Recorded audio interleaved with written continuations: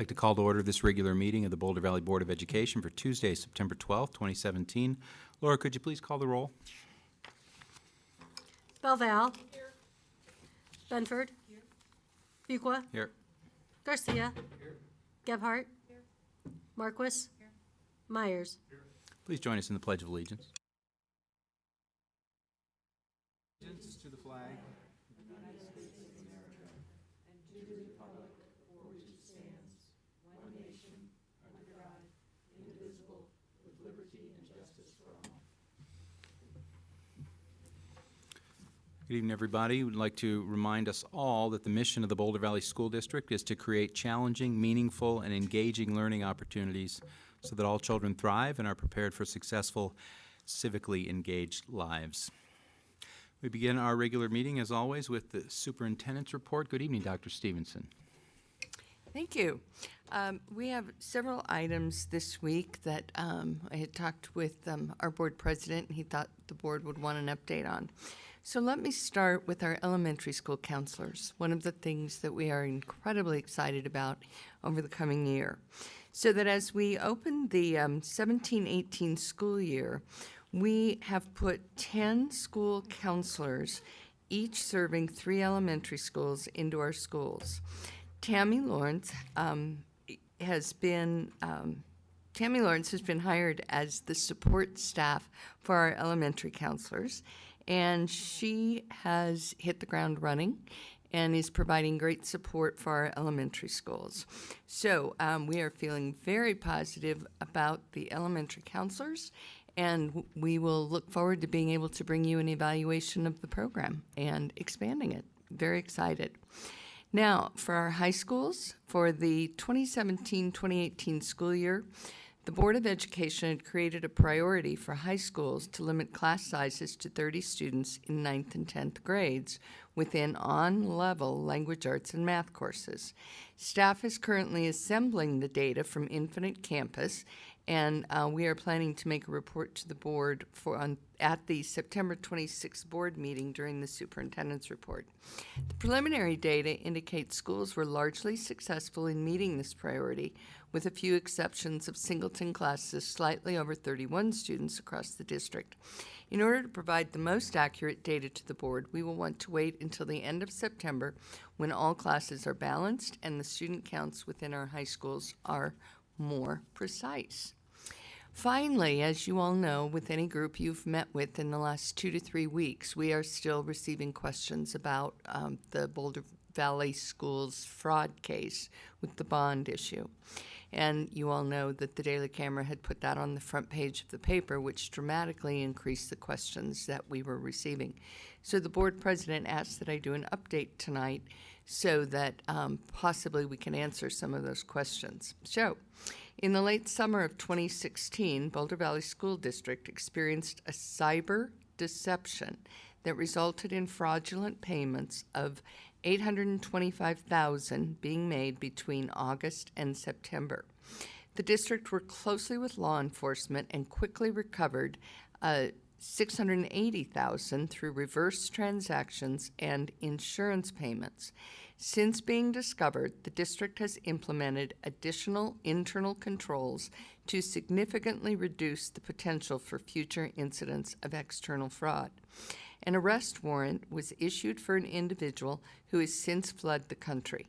The arrest warrant, however, remains active. Although the fraudulent payments were intended for a contractor within the bond program, no bond funds were lost as a result of this unfortunate fraudulent activity. Reserves within the district's risk management fund were sufficient to cover the expected $172,000 net loss, and the district is actively working to recover additional funds through legal and other means. It is important to note that this event in no way impacted the projects within the district's bond program. All projects remain on track, as was recently stated during the most recent committee report from our report from our bond committee to the Board of Education. The district remains committed to transparency and accountability at all levels, and we are reviewing our internal procedures for communicating with our public. Thank you. Thank you, Dr. Stevenson. Are there any questions or comments for the superintendent based on her report? All right, hearing none. Thank you. Oh, Jenny, sorry, go ahead. So I have some concern that CBOC was brought in, the Citizens Bond Oversight Committee was brought into this a little late, and I would hope that staff is reviewing the procedures that have taken place with CBOC and will sort of ask them for their input about this as well. I think it's a really good question. I think timing is always an incredibly important aspect. What I'd like to do tomorrow is clarify all those dates for the board and get those to you tomorrow so that you have the dates precisely of when everyone was informed, when we knew when everyone was informed. So I will send that to you all tomorrow. I think it's a good question. Thanks, Jenny. Other questions? All right, we'll move to the next item on our agenda, which is public hearing and public participation. The board recognizes the value of public comment on issues related to the operation of the schools. To ensure that our meeting is conducted in an orderly manner, we ask that persons who address the board confine your comments to matters that are germane to the business of the school district. Speakers on agenda items are heard first, followed by those speaking to non-agenda items. Limit your presentation to 2 minutes. If we go over the first hour, public comment continues at the end of the meeting. Recognize that students often attend or view our meetings. Speakers' remarks, therefore, should be suitable for an audience that includes kindergarten through 12th grade students. The board president may interrupt, warn, or terminate a participant's statement that is unrelated to the business of the district or inappropriate for K-12 students. There is a lighting system on the podium, starts green when you have your 2 minutes beginning, turns yellow when you have 30 seconds remaining, and turns red at the end. When the light turns red, please wrap up your comments. And we have no speakers tonight on agenda items. First speaker on non-agenda items is Kimberly Fry. Ms. Fry, good evening, welcome. It's actually Doctor. Welcome, Dr. Fry. My PhD is from Georgia Tech in electrical and computer engineering. So I've been doing some homework over the last month, approximately since the last meeting. And I've also sent some requests to the Louisville representative, who I believe is District E. Yesterday, I went by the Lafayette Transportation Center, and I apologize I wasn't able to make copies before I came to this meeting, so I'll send this to the board as soon as I can. I talked to Dave Mateer, the transportation and routing supervisor. He gave me all of his contact information, which I can share. And he also allowed me to take a screenshot of the bus routes that go to Louisville Middle School. The bus, basically there is an exception to the policy, and this is, the coverage area is basically asymmetric. It's not really a typical pie chart. But they have made an exception because of a train track, and I was walking around today down in downtown Louisville. There is a tunnel being built under the train track. So I would like to make a motion that there is a study of the bus routes in Louisville for the middle school, that we can get to the bottom of this as parents. And my son, who was born prematurely because of a car accident, doesn't have further injury to himself trying to get home from school. That is my one request. Thank you. Thank you very much. And you'll share that information with our board secretary. She'll distribute it to the board. Thank you. That concludes public participation. That's it for the signups, Laura? Okay. Let's move now to board communication. Board members, who would like to start? Kathy.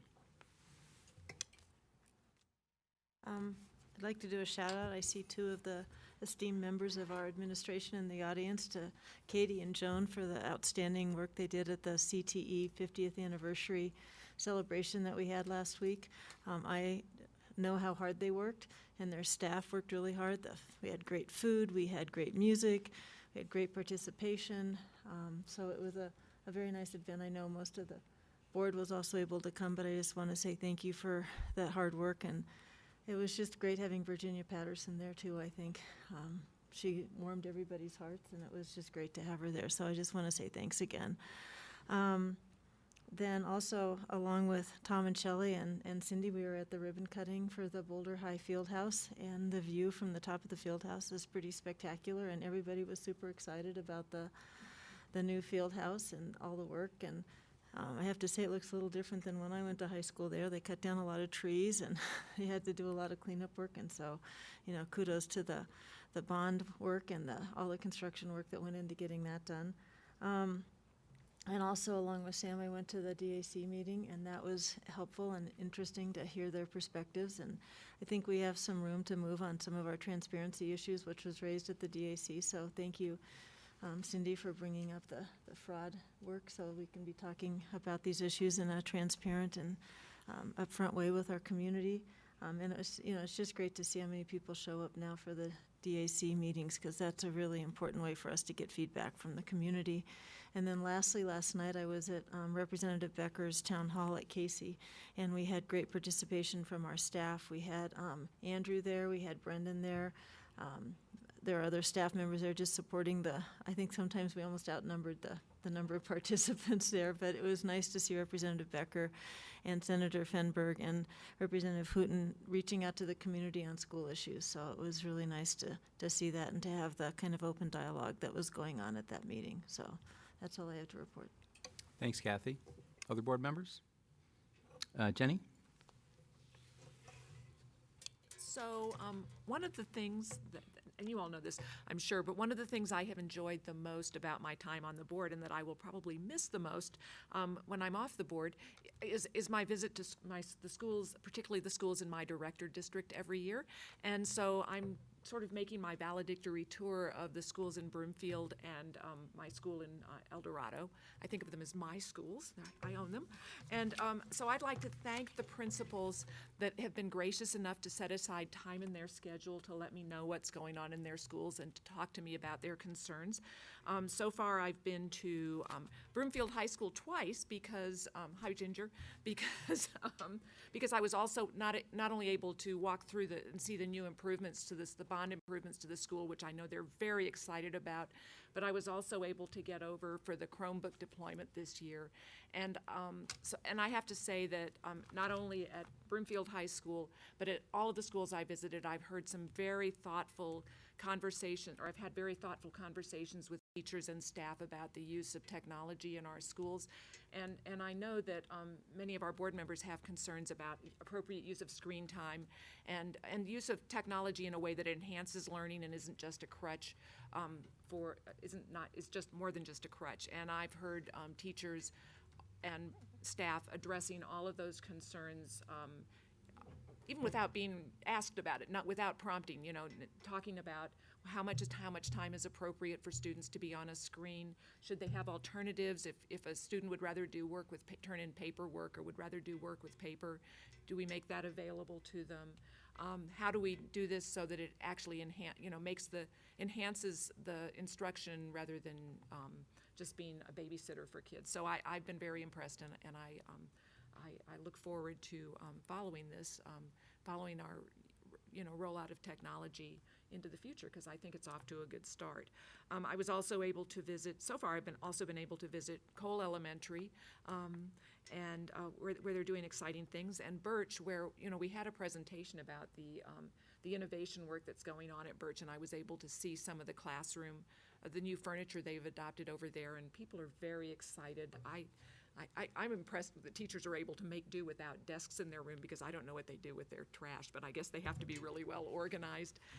And the options it gives students to move around, so that we're not just about, can you sit still in a desk all day? Students can stand up for part of the day, or they can sit on chairs that wobble a little bit if that's more comfortable, and there are spots on the floor. And it's really kind of fun to see that change going into effect. And I was also able to get over to Aspen Creek, which is a very special school to me, because it's, Cole is very special because it's where my kids went. Aspen Creek is very special because I worked there for several years, so it's great to see the good work that's going on in our schools. And then I'd like to give a shout out to Bev Swenson over at Ryan Elementary, who is kind enough to allow me to come in and read with her second graders, and has for, I don't even know how many years now, but for an hour every week, her second graders read to me, and I find out what they did. They write books on summer vacation. I find out what they did over the summer, or I find out what books they're enjoying reading. And I get to see some of the hard work that goes on in literacy instruction in our schools. And so thank you, Bev. I appreciate it. Thanks, Jenny. Other comments, board members? I'll just chime in. Thank you, Kathy, as well as Joan and the staff at Arapahoe Ridge for your work organizing that 50th anniversary event. It was great. I loved it. It was multi-generational. Virginia Patterson, who was on the board 50 years ago when it started. I met these guys, Ken and Jerry, I think, who had designed the print shop and taught graphic arts for many years, and they were there. And then I saw these young ladies. They were all wearing T-shirts for Joan was at the medical tech program, and I talked to them, and one of them, I think her name is Johanna. She said, I've always wanted to work in the medical field my whole life, and this school is helping me achieve that dream. I was like, well, that's what it's all about, So it was great, and congratulations to everybody at Arapahoe Ridge, and look forward to another 50 years. Any other questions, comments, board members? Can I make one other comment? I know I'm out of order, and I apologize, but I failed to acknowledge our Broomfield High School student who sang the national anthem last night at the football game. At the Broncos she game, was really? She was at the game. I was watching it on television, but I will tell you, when she started singing, I just stopped and stared, and my husband went, "That's a high school student?" I mean, absolutely amazing. And Ginger's out there. So, Ginger, if you would share with her, it was incredibly impressive. And I think we just need to be really proud that we have kids who can do that level of performance for a national audience. It was amazing. Yeah, thanks. And Kathy? Sam, I just want to, on your note about the CTEC event, the very last person that talked to Virginia Patterson was Bill, who was their auto teacher, who went to school there and has been teaching there ever since. And he got to tell her how his whole life was shaped by that one school. And he was very thankful, and I thought it was a very nice send-off for Virginia. He just sat there and just held her hands and thanked her for all the opportunities that school had given her. So that was kind of cool. Fantastic. Well, thanks, everybody. With that, we'll move on to the next item on our agenda, which segues well, the CTE visioning process, an information item.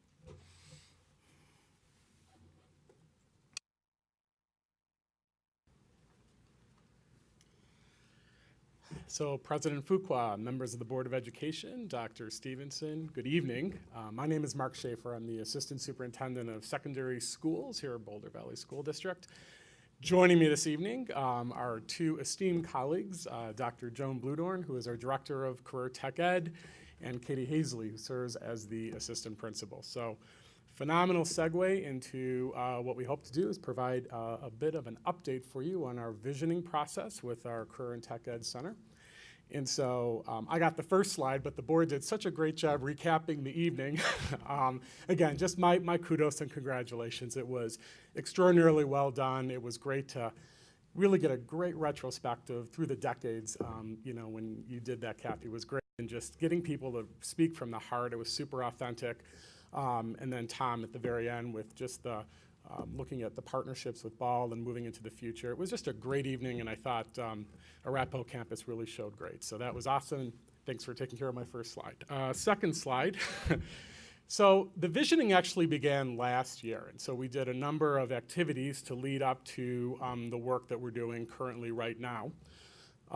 We conducted a number of stakeholder listening sessions. So 7 or 8 stakeholder listening sessions were conducted by myself and Joan and other administrators. And so we met with a number of stakeholder groups, and those would include staff members, students, parents, business leaders, higher ed, and we listened. We basically listened to their dreams and their views of what is career tech ed, what does it mean to them, and what do they see it as a future vision. And we took a lot of notes. We did a lot of listening. We also conducted a number of site visits. So Joan and I visited a number of exemplars of career tech ed programs locally and regionally to take a look at what does best in class look like. So what are the effective career and technical education programs doing? And we gathered notes and quite a bit of ideas. We've looked at, like I said, exemplar programming. We also are reviewing, as you know, with the graduation class of 2021 graduation requirements and industry certificates. So all that is factoring into our visioning. We're identifying, a lot of research was done into career and workforce, talking with business leaders, talking with not only employers here in the Boulder area, but really nationally, where are those jobs? So as we begin to look at programming and the offering for our students, where's the industries? Where are the needs? Partnership with Front Range Community College continues to be super strong, and we continue to look at concurrent enrollment opportunities for our students. And the need for meaningful business partnerships, and these are internships. These are opportunities to give students authentic, real-world experiences that transcend the classroom. So all of this work was really done during the 2016-17 school year in preparation for the work we're doing now. Good evening. So this year, we have started a stakeholder advisory board. We've had our first meeting with them, and we've scheduled about 4 more meetings through November. This is an advisory board of a variety of stakeholders who will help guide us in our program design at the Boulder Tech Center, as well in the home high schools and in the middle schools. Membership on this board includes teachers from the district, directors, students, parents, higher education representative, and most importantly, some business leaders who are willing to create community partnerships with Boulder Tech. The topics that we are looking to discuss at the stakeholder meetings will be employment trends and giving them the information that we discovered as we did our research last year. Community partnerships, the different opportunities that are available on our campus for partnerships, and the different programs that encourage community partnerships, both with the higher ed institutions and business partners. We're looking specifically at what do we want to have present in our middle levels and our home high schools, and then specifically at Boulder Tech. Dr. Bluedorn and I have already been out visiting all the middle schools and high school principals to start talking to them about the vision that they have in their school and how we can support them. And then we're also looking specifically at designing a +1 model, which came out of the listening sessions from last year for each program. These are programs that would offer the students something in addition to just the class. So for example, it might be a state licensure that they can take. It could be industry certifications that they can take so they're competitive in the workforce. It could be embedded college credits, or it could be a pathway to an associate degree. So we're following the format that we did at our 50th anniversary, in that we're wanting to present to you kind of where we've been last year, what we're doing this year, and then what we're hoping for our future plans with all 3, middle school, high school, and Boulder Tech. So in the middle schools, last year we started, we sent an administrator out, Bianca Gallegos, went out to all of the 15 middle schools and worked with the administration and the teachers in licensing them, or as many as they could get licensed in the career pathways. And total for to date is 8 schools have jumped on board. So our work, Katie and I are working this year to work with the middle schools again in the pathways and the potential CTA funding that we can get when those schools jump on board, and then just a better pathway for kids as they look at their careers from middle school up through high school and post-secondary. So we'll be doing that work. At the high school level, we're doing, we're taking what we have currently, the programming that we have and the potential CTA funding that we could have. Performing arts is something that we're looking pretty hard at, and I wanted to announce this the other night, but I didn't get, it was getting too long with our folks talking. So my wish is that a performing arts center be built in the Boulder area to support all of our schools and the performing arts. And you know from your past months in dealing with the, or not dealing with, but having our community active in the performing arts and the arts in general, that's a real focus for our community. CCS stands for the Community College System. They're recommending it because they're saying we have a pretty vibrant programming in all of our high schools and middle schools, so it'd be a natural direction for us to go. As Katie mentioned, industry certificates. There's a bill 1289 that is we're a pilot of. Boulder Valley is a pilot of industry certificates, and we're waiting to get that note back, or that hopefully funds back from the state around industry certificates. So we continue to add that +1 to as many programs as we can. And then at the tech center, and I heard reference tonight to Arapahoe campus, and we worked really hard. Katie and I did the last 9 years trying to get you to say Arapahoe campus. And we're really trying to recoin Boulder Tech.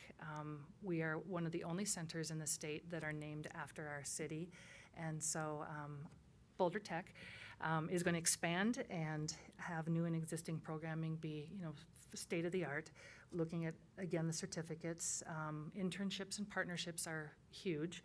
And then we're also looking at maybe doing some summer programming, and we would partner with colleges and with businesses for that, for concurrent enrollment. So that's the past, the present, and hopefully we'll be making a recommendation to you in November, December, about how we'd like to go forward. Thank you very much. Thank you. Board members' questions? Kathy? Can you give us some highlights of the places that you visited? You said you went to see what was best practices and. I'm going to let Mark do that.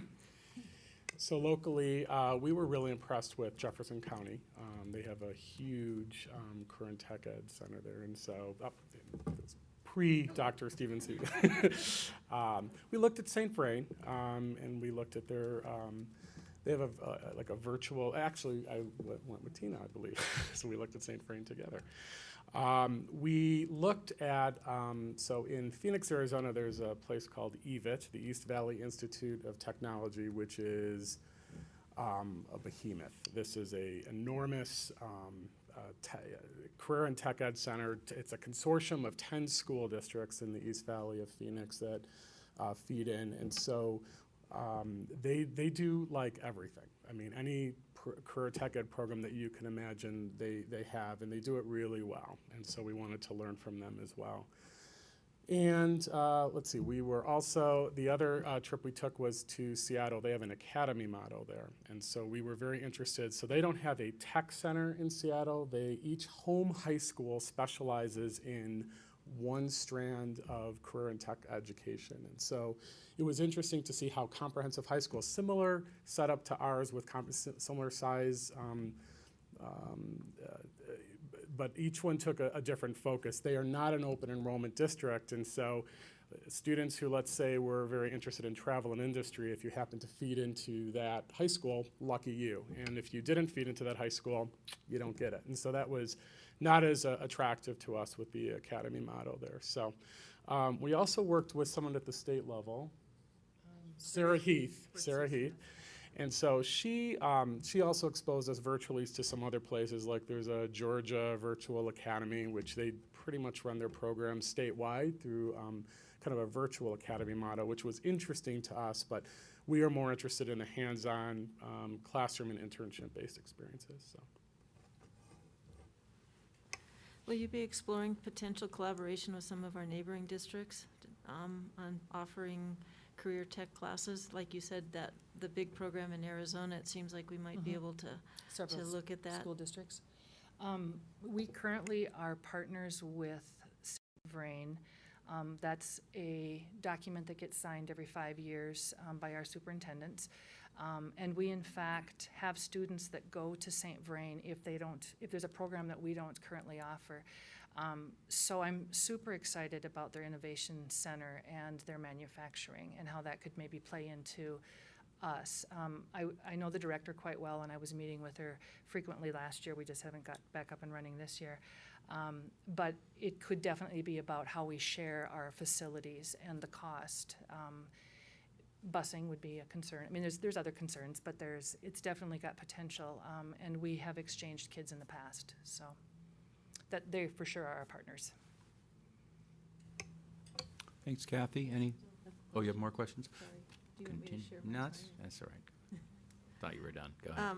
I'm excited about the idea of the internship and mentorships, because I feel like that's an opportunity we have not explored very well in Boulder Valley, so I'm excited that you all are looking at that. And wasn't there a statute that gives us like $1,000 a student credit or something?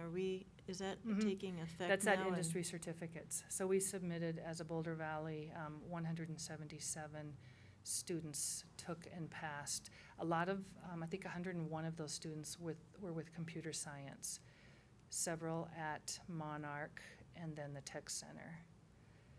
So yes, $1,000 per student. Now that is a pilot, and they have $1 million to work with at the state level. So I don't know how many districts jumped on that pilot, or how much of that we'll see. And it does go into the general fund. Well, thank you for this presentation. It's Yeah. really exciting to Thank think you. about Thank what you our for future coming will the other have. night. Thanks. Thanks. Other questions? Jenny?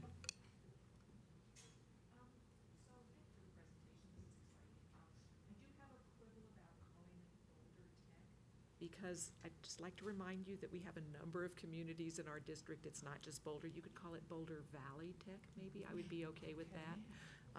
But I would hate any labeling that gives the implication Boulder that this Valley is Tech. only for students in the city of Boulder. Oh. Because it's not. And then I just wonder about, but on that sort of similar topic, are we thinking about programs just at the Arapahoe campus, or are we thinking about Others. more district-wide, so other high schools, and how do you does see that that look? looking? So Katie and I are going to each of the schools and visiting with the principal and the AP that's been working with the programming for the last several years, and counselors sometimes, and just asking them what they'd like to pursue. We were at Broomfield today, we were at Broomfield, and as you know, in the bond project, they expanded their industrial arts programming. So there's also college offering that could happen with concurrent enrollment with that programming. So that's something that Ginger and her staff will be looking at with us, and how we can grow that. So that would be an example. That's And then engineering, of course, at Centaurus. We have one teacher that is licensed, and that brings a revenue back to Boulder, the district of Boulder, Boulder Valley.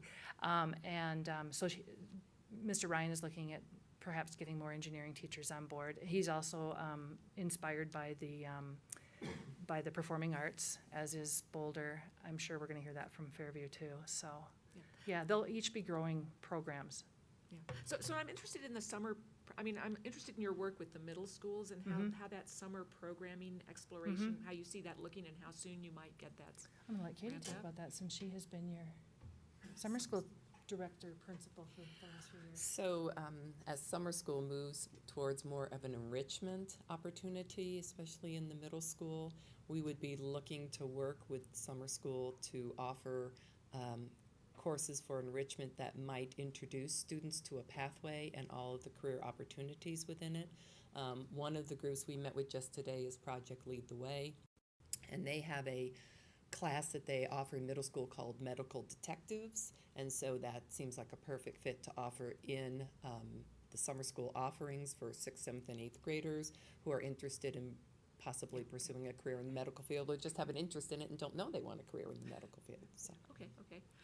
And then I have another just sort of procedural question, which is, how does the work you're doing fit with the work that's the visioning for the bond work at the Arapahoe campus?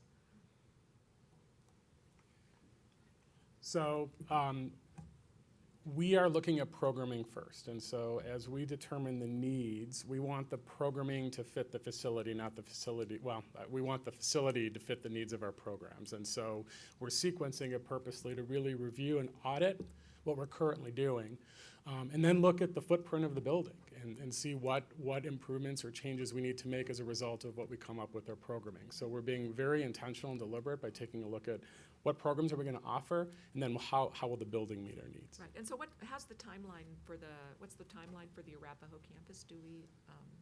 I believe it's 2019. So what we're doing right now, we are hoping to have a deliverable to the board by November for December. So we have some direction, right? So this November, and then I think we'll start with the actual visioning of the campus. Okay. Thank you. Can I piggyback on that? So you talked about a performing arts industry certificates. You're talking about like sound and lighting design and other things like that. And the need for a performing arts center. I wonder if you could say a little bit more about that. Obviously, we have performing arts venues within our high schools and many other places in our We district. do. They're just extremely expensive to maintain. Just a proscenium curtain is in the thousands. And all of our schools, you're right, they do have facilities and stages.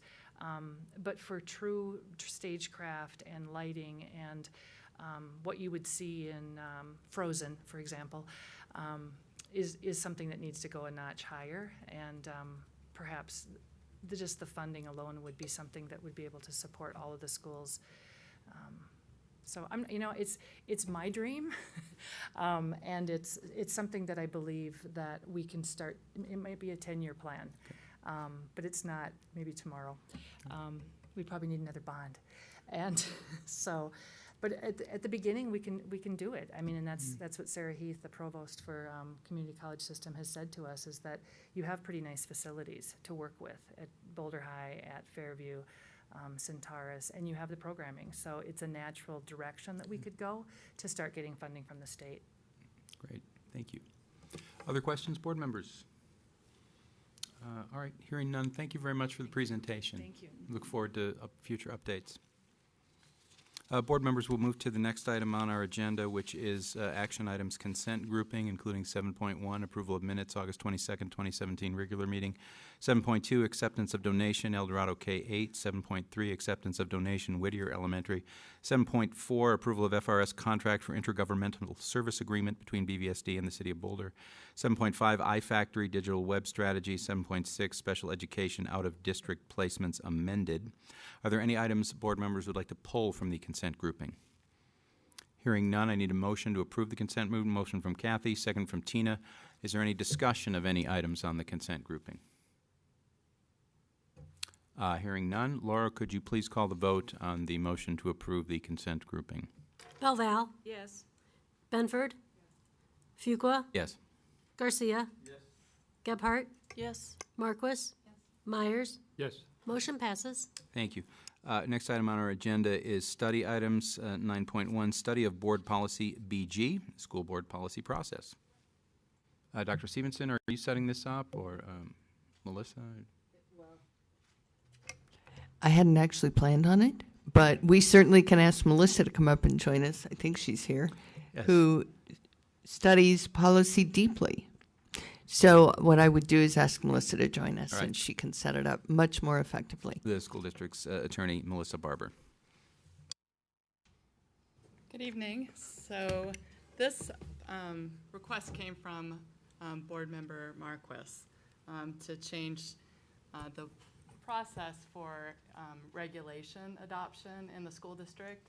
So under current policy, the Board of Education adopts policies, and then regulations are implementing regulations that are generated at the cabinet and superintendent level. And the practice has been that those are finalized with the administration, and then the board is notified of those. And so the suggestion was made that we change our policy to have a more transparent process up front.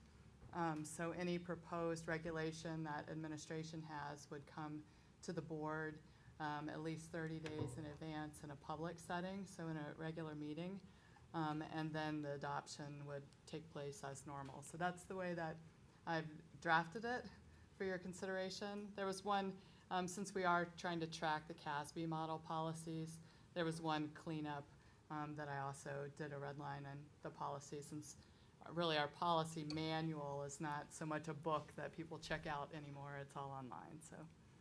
That was Thank the you. only change. Board Member Marquis, do you have anything to add? Yeah, thank you for doing this. And again, I think we've talked a little bit about BG in some different contexts, but because of just the volume of policy and regulations that we have, it's difficult for a board member to know when a regulation has changed. Most of the time it doesn't matter, but sometimes it does. And the idea is really just to make it so that the board knows how the regulations are changing, not necessarily to challenge each of those regulations. That's not the intent. So I hope that, this looks okay to me, but I hope we can discuss it and think about making this change. Any other questions or discussion, board members? Kathy?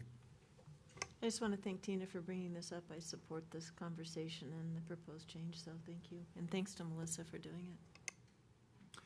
Yeah, I appreciate that as well, Tina. Jenny? So I just have a question for Tina, because you've thought about this more than I have. Is 30 days the right amount of time? Is it too much, too little? I mean, what do you think about that? You know, I think it's probably fine. I just think there needs to be some time, but it doesn't need to be forever. I think some of the, you know, I don't really have an opinion on that. It seems fine to me. Seems fine, okay. But your intent is not that the board would actually be voting on the regulations, we would just hear about them? It actually doesn't have us voting on these regularly. It's simply, it's And I just wanna informative. yes, I noticed that, and I want to make sure that would be my preference anyway. Yeah. Right, and we always had the sentence that says that we reserve the right to review regulations at our discretion. So that whole, Yeah. right, we may not have even known the regulations were changing. Okay. Other questions? Tom? So, Tina, would you anticipate this would come to the board on an information item? Is that how we would receive it in a public setting?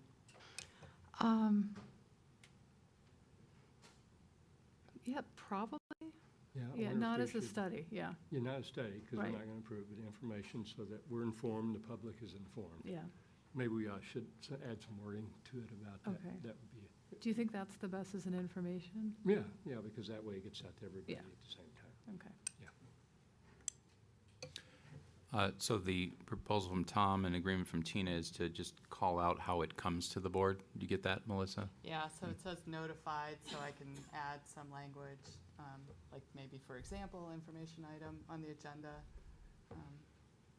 Something like Everybody that. okay with I'll that? Okay. For example, the idea, or is that how you want it to come? Use the mic, please.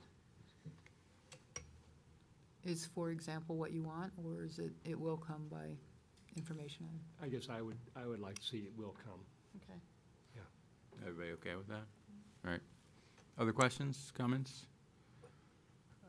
Okay. Any concerns from you or staff, Melissa, on this? No. Okay, great. Thank you very much. So it'll come back to us for approval, right? Okay, board members, agenda setting. Of course, next week we are doing, continuing our discussion of data privacy. Then we are meeting with the DAC. We also have some meetings coming up to review the responses to the superintendent search firm RFP.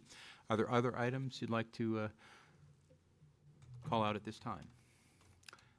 Hearing none, I believe we're adjourned. Well, good evening, everybody.